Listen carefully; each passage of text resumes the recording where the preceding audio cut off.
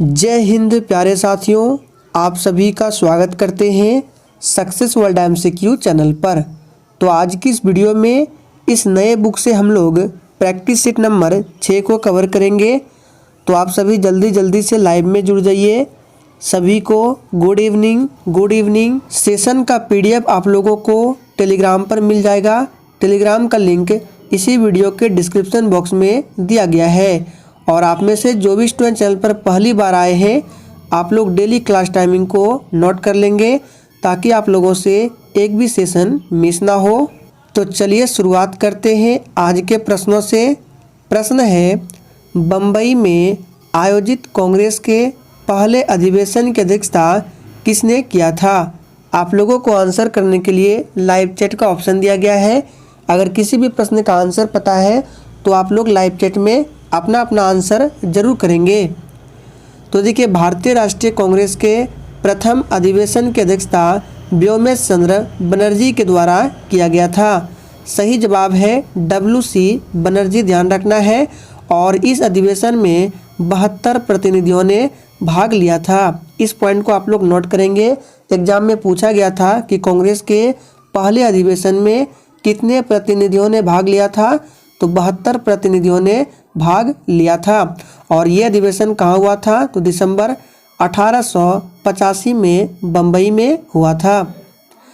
दूसरा प्रश्न है, निम्नलिखित में से कौन सा क्षेत्र अशोक के साम्राज्य का भाग नहीं था? वेरी इंपॉर्टेंट प्रश्न है। चलिए आंसर बताएंगे। तो देखिए, दूसरे का आंसर जो ये बच्चे ऑप्शन सी को दिए हैं उनका बिल्कुल सही जवाब है। मद्रास जो क्षेत्र था ये अशोक के साम्राज्य का भाग नहीं था। सी ऑप्शन इस प्रश्न का बिल्कुल सही जवाब है। और दोस्तों, आप लोग डेली क्लास को अटेंड कीजिए क्योंकि अब आपके पास बिल्कुल भी समय नहीं बचा हुआ है। आपके पास मैक्सिमम 1 से 1.5 महीने का समय बचा हुआ है। इसलिए अगर आपको इस बार सिलेक्शन चाहिए तो आप लोग अभी से मेहनत करना स्टार्ट कर दीजिए क्योंकि बिना मेहनत का कुछ नहीं होता है। इसलिए आप लोग एक भी दिन क्लास को मिस ना करें। और इस क्लास के साथ साथ आप लोग लुसेंट का जो थ्योरी वाला बुक है उसको ज़रूर पढ़िए। चलिए आगे देखते हैं। चौथ क्या था? आपको बताना है चौथ क्या था।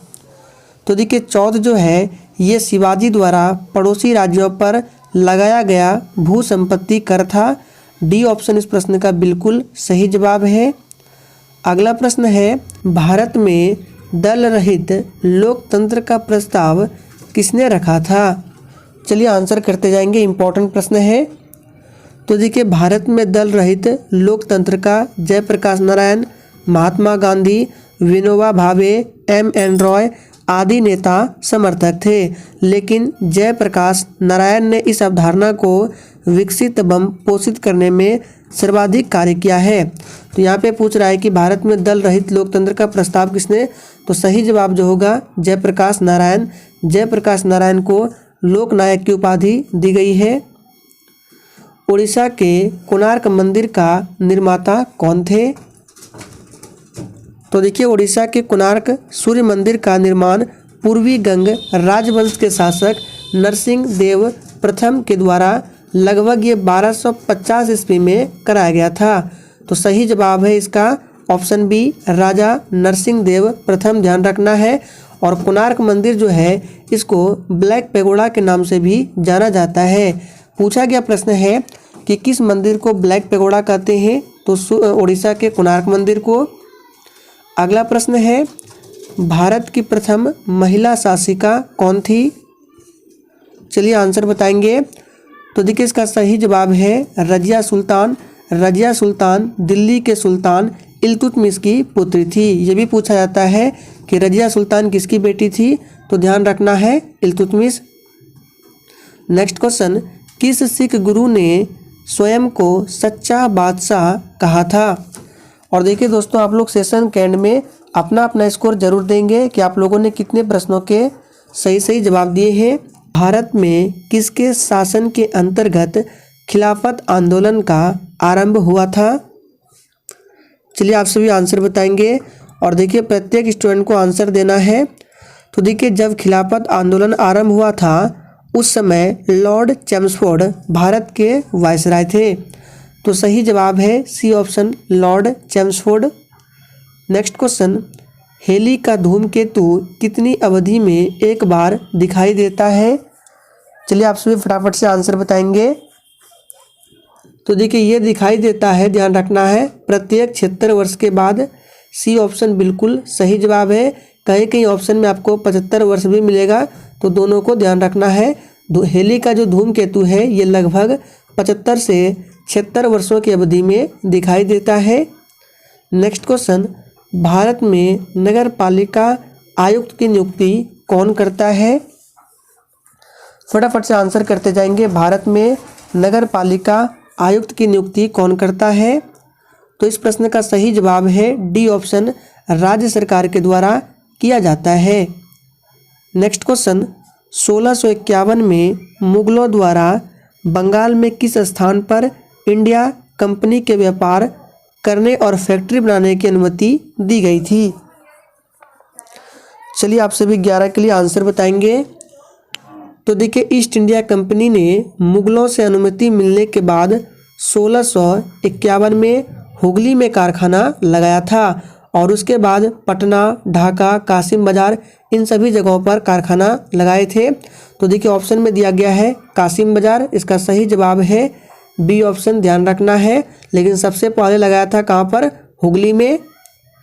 नेक्स्ट क्वेश्चन, निम्नलिखित में से वह सागर कौन सा है जो भूबद्ध है? तो देखिए भूबद्ध जो सागर है, अरल सागर है, मृत सागर है, ग्रेट साल्ट लेक है, कैस्पियन सागर, ये सभी जो है भूबद्ध सागर है। तो ऑप्शन में देखिए अरल सागर दिया गया है, ध्यान रखना है। नेक्स्ट क्वेश्चन, शिव सुंदरम जलप्रपात किस नदी के मार्ग में पाया जाता है? चलिए 13 के लिए आंसर करेंगे। तो देखिए 13वें प्रश्न का आंसर है शिव सुंदरम जलप्रपात कर्नाटक राज्य में स्थित है, ध्यान रखना है, और ये कावेरी नदी पर स्थित है। सही जवाब है इसका सी ऑप्शन, कावेरी नदी पर। राज्य पूछे तो कर्नाटक राज्य। और फ्रेंड्स कल के क्लास में एक प्रश्न था कि प्रथम विश्व युद्ध के दौरान हथियार के रूप में किस गैस का प्रयोग किया गया था? तो उस गैस का नाम था मस्टर्ड गैस। लेकिन ऑप्शन में देखिए मस्टर्ड गैस नहीं दिया गया था, तो ध्यान रखेंगे ऑप्शन में था सरसों वाली गैस। तो सरसों वाली गैस या मस्टर्ड गैस दोनों एक ही बात है। चलिए आगे देखते हैं। विश्व में भारतीय रेलवे नेटवर्क की स्थिति क्या है? फटाफट से आंसर बताएंगे। तो देखिए विश्व में सबसे पहले स्थान पर आता है रेलवे नेटवर्क में संयुक्त राज्य अमेरिका, फिर रूस, फिर चाइना, और चौथे स्थान पर अपना भारत आता है। तो सही जवाब है सी ऑप्शन। प्राचीनतम अंतर्राष्ट्रीय एयरलाइन कौन सा है? तो प्राचीनतम एयरलाइन है डच KLM एयरलाइन, जो कि ऑप्शन ए में दिया गया है, ध्यान रखेंगे। ए ऑप्शन इस प्रश्न का बिल्कुल सही जवाब है। इसकी स्थापना 7 अक्टूबर 1919 को होती है। नेक्स्ट क्वेश्चन, सुलुभ राजवंश की स्थापना किसने की थी? चलिए आंसर बताएंगे, बिल्कुल टॉप लेवल का प्रश्न है। तो देखिए सुलुभ वंश की स्थापना नरसिम्हदेव राय द्वारा 1485 में किया गया था। सही जवाब है बी ऑप्शन। अगला प्रश्न, बांदीपुर राष्ट्रीय उद्यान कहाँ स्थित है? चलिए आंसर करते जाएंगे। तो देखिए बांदीपुर राष्ट्रीय उद्यान कहाँ स्थित है? अगर ऑप्शन में राज्य का नाम दिया रहे तो सही जवाब होगा कर्नाटक। नेक्स्ट क्वेश्चन, भारत में केंद्रीय मांस तथा पोल्ट्री प्रसंस्करण केंद्र कहाँ पर है? तो इसका सही जवाब है ऑप्शन ए, नई दिल्ली में है। नेक्स्ट क्वेश्चन, निम्नलिखित में से कौन सा लोक नृत्य राजस्थान से संबंधित है? चलिए तो सबसे पहले बात करते हैं। रौप जो है ये जम्मू कश्मीर से संबंधित है, झोरा जो है ये उत्तराखंड से है, विधि आंध्र प्रदेश, सुई सिनी जो है ये राजस्थान से संबंधित है। तो ध्यान रखेंगे डी ऑप्शन इसका सही जवाब है। भारतीय संविधान के किस अनुच्छेद में उपराष्ट्रपति को हटाने की प्रक्रिया दी गई है? चलिए तो ये दिया गया है अनुच्छेद 67 में। ए ऑप्शन सही जवाब है। बलवंत राय मेहता कमेटी ने सुझाव दिया था कि पंचायती राज की संरचना का स्तर होना चाहिए। वेरी वेरी इंपॉर्टेंट प्रश्न है। तो देखिए, बलवंत राय मेहता समिति ने त्रिस्तरीय पंचायती राज की संरचना की सिफारिश की थी। कौन कौन सा था? तो ग्राम पंचायत था ग्राम स्तर पर, पंचायत समिति ब्लॉक स्तर पर, और जिला परिषद जिला स्तर पर। तो देखिए, यहाँ दिया गया है ग्राम, ब्लॉक और जिला। ए ऑप्शन बिल्कुल सही जवाब है। व्यक्तिगत ओलंपिक स्वर्ण पदक पाने वाले प्रथम भारतीय का नाम क्या है? नाम है ऑप्शन सी अभिनव बिंद्रा। फिरोजाबाद किस लिए विख्यात है? वेरी इंपॉर्टेंट प्रश्न है, इसको ध्यान रखेंगे। फिरोजाबाद किस लिए विख्यात है? तो उत्तर प्रदेश में स्थित है फिरोजाबाद, और ये कांच की चूड़ियों के लिए प्रसिद्ध है। सी ऑप्शन बिल्कुल सही जवाब है। निम्नलिखित में से कौन सा भारतीय राजा भारत के नेपोलियन के रूप में जाना जाता है? तो आप सभी जानते हैं समुद्रगुप्त को नेपोलियन कहा जाता है, भारत का नेपोलियन। और एक प्रश्न यहाँ से बनता है कि समुद्र के दरबारी कवि का नाम क्या था? तो यहाँ पे नाम बता देते हैं, हरिसेन। ध्यान रखना है, हरिसेन जो है समुद्रगुप्त के दरबारी कवि थे। आप लोग कमेंट करके बताएंगे कि बाणभट्ट जो है ये किसके दरबारी कवि थे? इसका आंसर आपको कमेंट बॉक्स में जरूर देना है। वह ग्रह जो दक्षिणावर्त घूर्णन करता है क्या नाम है? तो देखिए, हमारे सौरमंडल में शुक्र और यूरेनस को छोड़कर सभी ग्रह जो है वामावर्त घूर्णन करते हैं। तो ध्यान रखना है, शुक्र और यूरेनस ऑप्शन में दिया गया है। शुक्र ग्रह सौरमंडल का सबसे गर्म ग्रह है। पृथ्वी को ध्यान रखना है, नीला ग्रह कहते हैं। मंगल को लाल ग्रह। शुक्र ग्रह जो है ये पृथ्वी से सबसे नज़दीक का ग्रह है। नेक्स्ट क्वेश्चन, भारत के उपराष्ट्रपति को हटाने का प्रस्ताव कहाँ लाया जा सकता है? चलिए, आप सभी 26 के लिए आंसर करेंगे। तो देखिए, हमने आपको एक आर्टिकल बताया था कि भारत के उपराष्ट्रपति को हटाने की प्रक्रिया के बारे में किस अनुच्छेद में बताया गया है? तो अनुच्छेद 67 में बताया गया है। लेकिन यहाँ पे पूछ रहा है कि भारत के उपराष्ट्रपति को हटाने का प्रस्ताव कहाँ लाया जा सकता है? तो केवल लोकसभा में। डी ऑप्शन बिल्कुल सही जवाब है। वर्तमान समय में भारत के उपराष्ट्रपति कौन है? तो जगदीप धनखड़ है।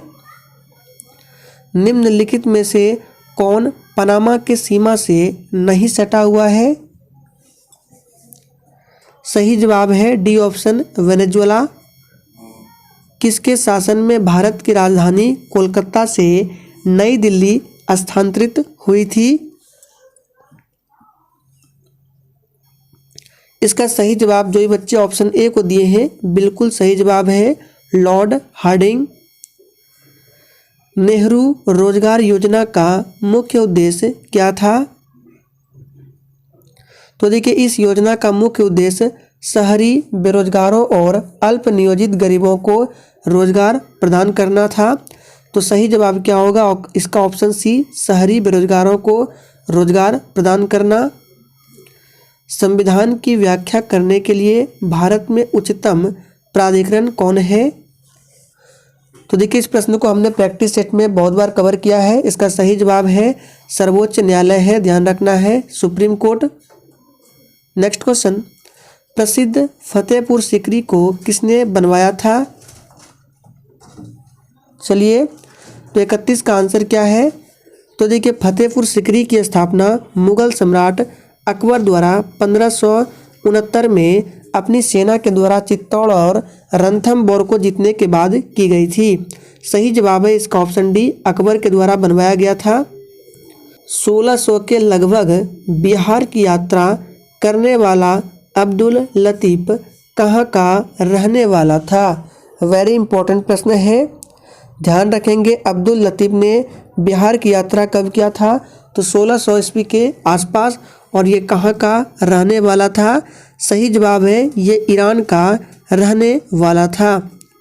नेक्स्ट क्वेश्चन, बिहार शरीफ का नगर मध्यकाल में किस लिए महत्वपूर्ण था? तो 33 का आंसर क्या है? ऑप्शन सी प्रांतीय प्रशासन के केंद्र के रूप में महत्वपूर्ण था। बिहार राज्य में कहाँ विक्रमशिला गंगा डॉल्फिन अभियान स्थित है? तो देखिए ये है भागलपुर डिस्ट्रिक्ट में। बी ऑप्शन इस प्रश्न का बिल्कुल सही जवाब है। नेक्स्ट क्वेश्चन, उस वस्तु की मात्रा क्या है जिसका भार 49 न्यूटन है? बहुत ही आसान प्रश्न है, चलिए आंसर बताएंगे। तो देखिए हमने आपको एक फॉर्मूला बताया था, वेट बराबर क्या होता है? m इंटू जी होता है। m क्या हो गया? मास। g क्या हो गया? गुरुत्वीय त्वरण। और छोटी g का मान कितना होता है आप सभी जानते हैं, 9.8 होता है। अब यहाँ पे उस वस्तु की मात्रा यानी कि हमको m का वैल्यू निकालना है, तो m इज इक्वल टू क्या हो जाएगा? W/g। तो W देखिए यानी कि भार दिया गया है 49 न्यूटन और g का मान 9.8 होता है। अब 49 को 9.8 से डिवाइड करेंगे तो ये 5 आएगा, यानी कि डी ऑप्शन 5 किलोग्राम। लोहा एवं गंधक को एक साथ गर्म किया जाता है तो प्राप्त उत्पाद क्या है? तो देखिए जब लोहा एवं गंधक को एक साथ गर्म करते हैं तो ये प्राप्त होता है FeS, जिसको बोला जाता है लौह सल्फाइड। अमोनिया यूरिया में बदलती है। तो देखिए अमोनिया यूरिया में बदलती है यकृत में। यकृत ग्रंथि मानव शरीर की सबसे बड़ी ग्रंथि है। स्वपोषित थैलोफाइटों वाले क्लोरोफिल को क्या कहते हैं? तो देखिए इसको शैवाल बोला जाता है। ए ऑप्शन बिल्कुल सही जवाब है। और शैवाल का अध्ययन क्या कहलाता है? तो फाइकोलॉजी। फाइकोलॉजी में शैवालों का अध्ययन किया जाता है। और कवक का अध्ययन क्या कहलाता है? तो माइकोलॉजी। वनस्पति जगत के गैर रहित विषम पोषित पौधे कौन से होते हैं?